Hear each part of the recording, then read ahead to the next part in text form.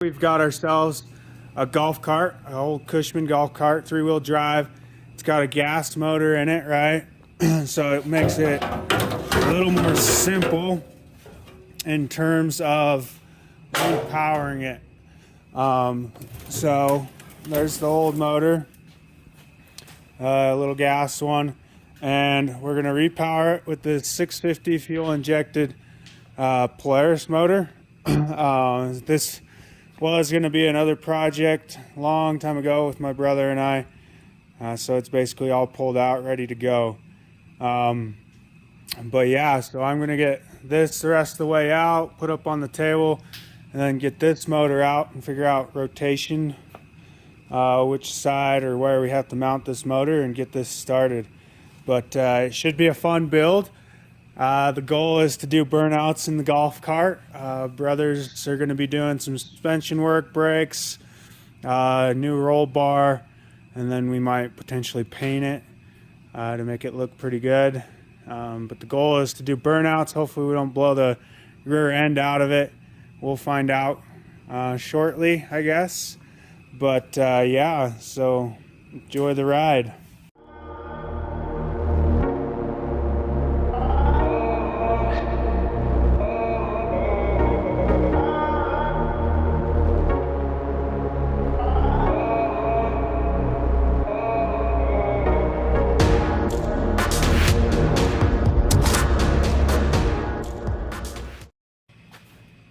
Got the motor pulled on this, just have to pull some wiring and a couple other things off that. That's done. And got the motor out of old Cushman golf cart.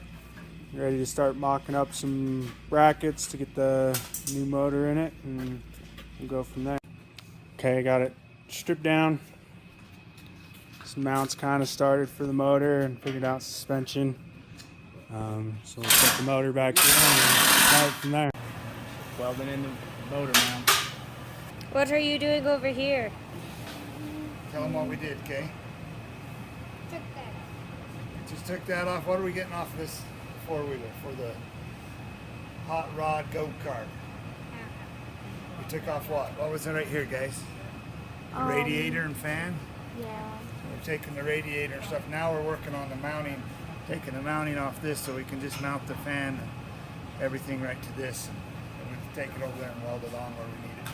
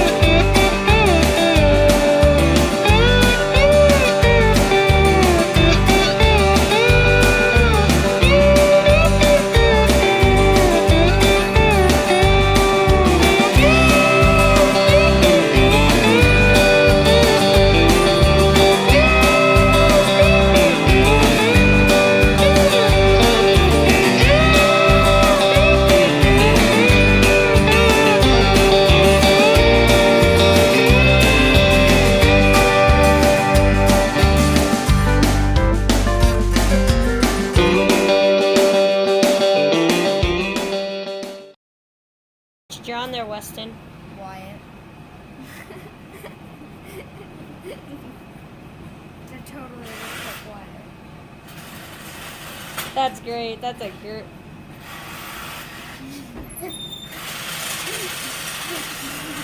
You call that Wyatt? I call that Wyatt.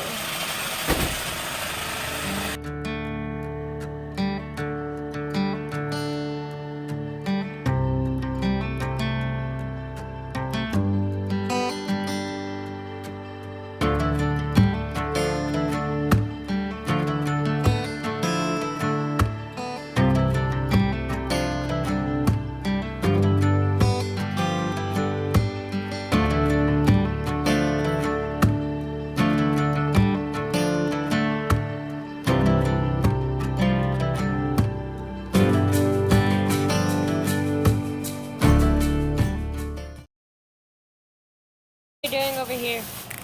Trying to figure out the wiring so that when we plug it in, it'll all work. fuel pump has been cut off, so now I have to find the wires that go to it, and I haven't found them yet. See? That goes to a sensor on the motor. It should have tape like this on it. Indeed, pretty visible, but.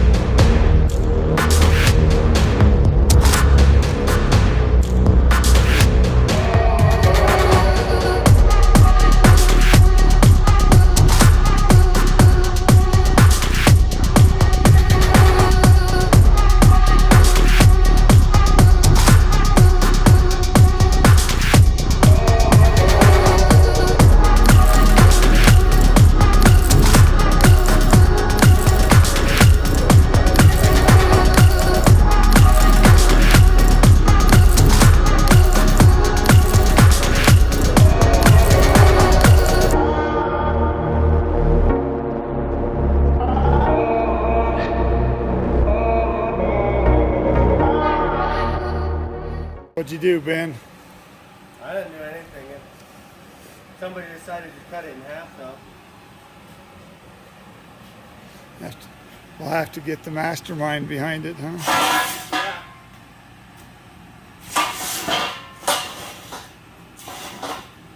You got to explain what you did, Ross. We just cut it in two. Well, we know that. That's like taking a perfectly fine car and Cutting it in two. We make it a little longer so we can sit the seats down low, so it's all closer to the ground rather than sitting way up in the air. It should make it a little more stable and not so top heavy. In theory. Guaranteed not to roll now.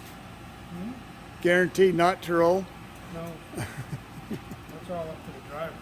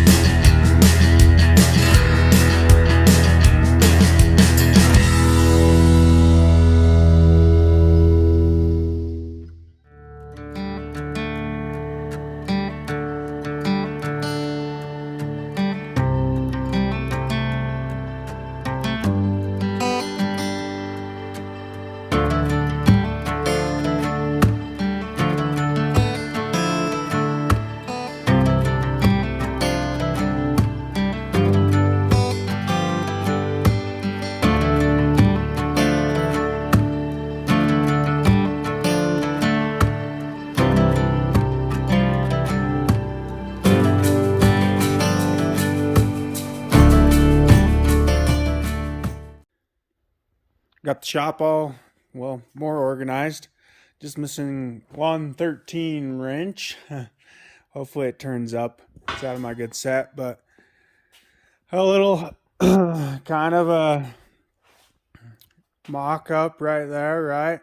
Still be able to take it golfing. Can put your clubs in the back.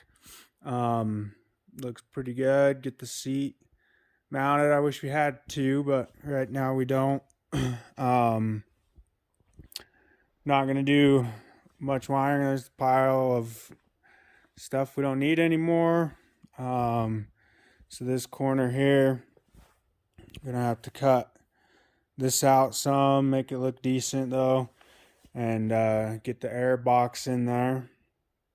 But hopefully tomorrow morning I can get the wiring all snaked in. Hopefully the coolant plumbed. Got to figure out how to mount our 2-cycle oil here. Get that all mounted in. Ideally somewhere close, I guess, but maybe not. We'll see. And then get things finished on it.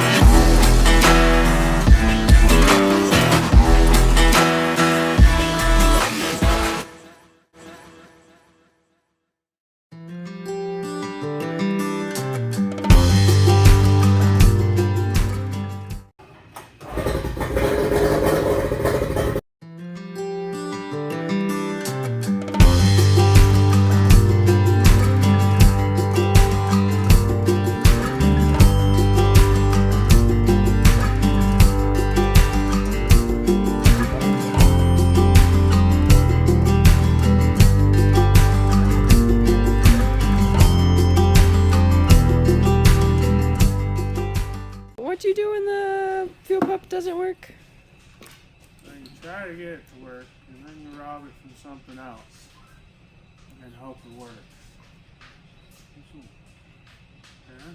Those are words of wisdom, Michael. Michael, could you please explain how you're feeling in this moment? Hell, I hooked it on backwards. I'm silly. She